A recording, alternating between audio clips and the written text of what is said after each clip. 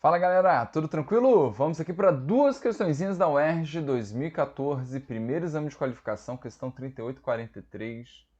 Duas questões que não tem muito o que comentar, então botei juntinhas aqui para fazer um vídeo mais curto, beleza? E cara, né, lembrem que independentemente se é fácil, se é média, se é difícil, filhão, importante é você, cara, saber de fato como que a química ela vem aí na prova da UERJ e as questões que são fáceis você não pode dar mole. Então vamos ler com atenção, vamos trabalhar com bastante tranquilidade, beleza? Para não ter risco de dar zebra na próxima prova, beleza? Lembre que aqui, gente, tem um canal de membros, você pode ser membro do Kibio, e aí, meu irmão, tu vai ver essas questões fáceis, médias e difíceis, ok? Só que sempre organizada por assunto. Fica um espetáculo, tudo mastigadinho aí para você estudar. Maravilha? E outra coisa importantíssima. Segue aí, filho. Segue aí o canal, se inscreve, né? Pô, fica ligadão no que tá rolando, beleza? E aí, cara, você pode ter certeza que vai ter o conteúdo, seja para o UERJ, para o Enem, tem FUVEST, universidade de tudo quanto é canto desse país, e olha que é muita raça de universidade, beleza? Então, segue a vinheta.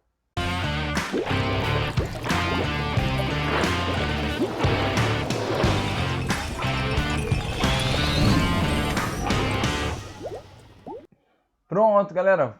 O lance é o seguinte.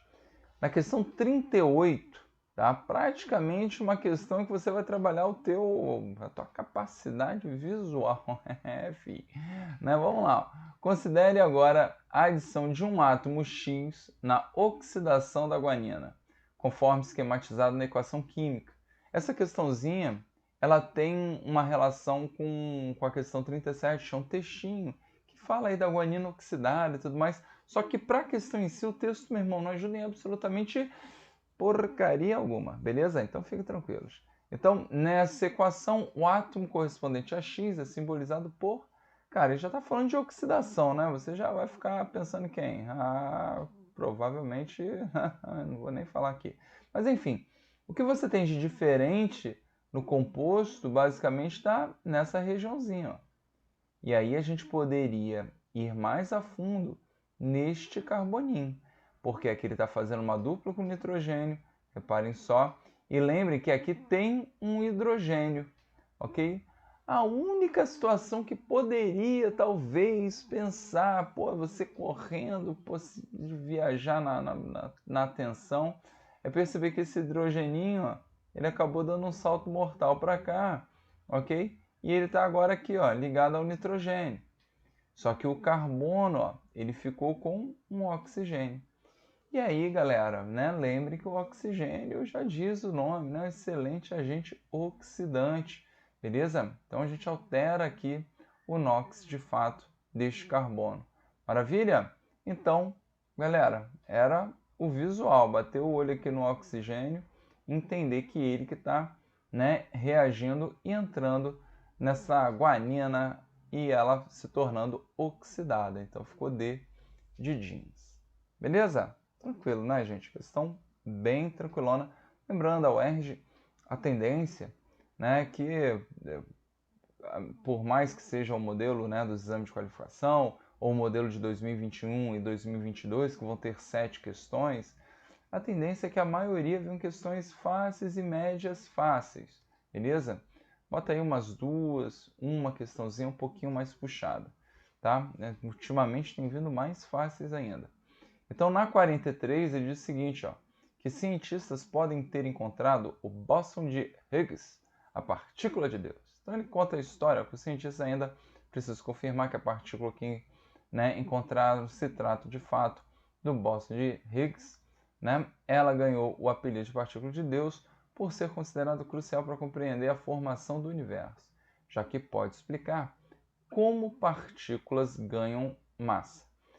Sem isso, nenhuma matéria como as estrelas, o planeta e até os seres humanos existiria. Então vamos lá, no bóson de Higgs, apesar de ser uma partícula fundamental da natureza, olha só, tem massa da ordem de 126 maior que a do próton, ok?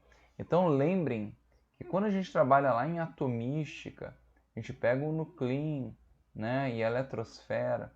Lembra que o que determina a massa, né, do átomo, né, o número de massa, que a gente representa com A, é o somatório, né, do número de prótons, né, que equivale ao número atômico, e o número de nêutrons. Beleza? Então, a gente tem esses carinhas aqui. Maravilha? Então, a massa é esse somatório. Se você pegar o hidrogênio, por exemplo, lembra que o hidrogênio, se você olhar na tabela, ele tem, né, um próton. Não é à toa que ele está lá no início da tabela periódica, já que na tabela periódica a gente tem essa organização, essa sequência, né, do número de prótons, né, do número atômico. Então, minha gente, qual é o grande lance? Né? O hidrogênio ele é o menor de todos os elementos exatamente por ter um próton e não ter nêutron. Né? Então, se ele não tem nêutron, a massa dele é 1. Beleza? Então, né, a gente estabelece a relação de que o próton ele equivale a uma unidade de massa e o nêutron, caso, né? Inclusive a gente pode pegar o isótopo, né, do hidrogênio, deutério, que vai ter 2 de massa, né, o hidrogênio 1 e 2. Por que ele tem 2 de massa? Porque ele tem um nêutron. Então o nêutron também tem uma unidade.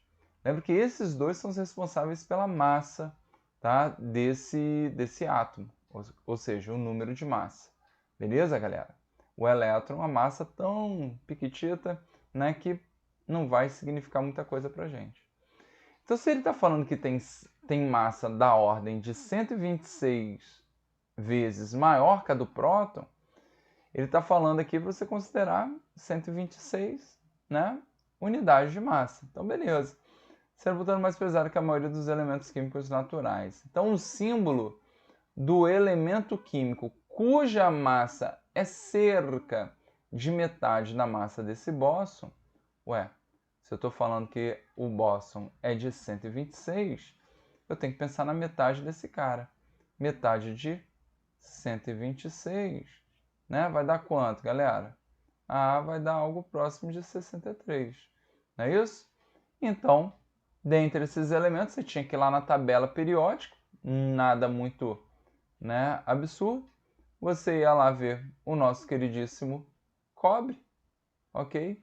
Que tem lá a massa, né? A massa atômica, não é isso? Que aqui vem a média, não é isso? De todos os isótopos, 63,5. Então, quem está mais próximo, cerca de, é o nosso queridíssimo cobre. Ficou a letra A. Tranquilo, né, galera? Essas duas foram, né, as questões mais tranquilinhas da prova. Não tinha nada de absurdo. Beleza? Espero que tenham curtido. Forte abraço.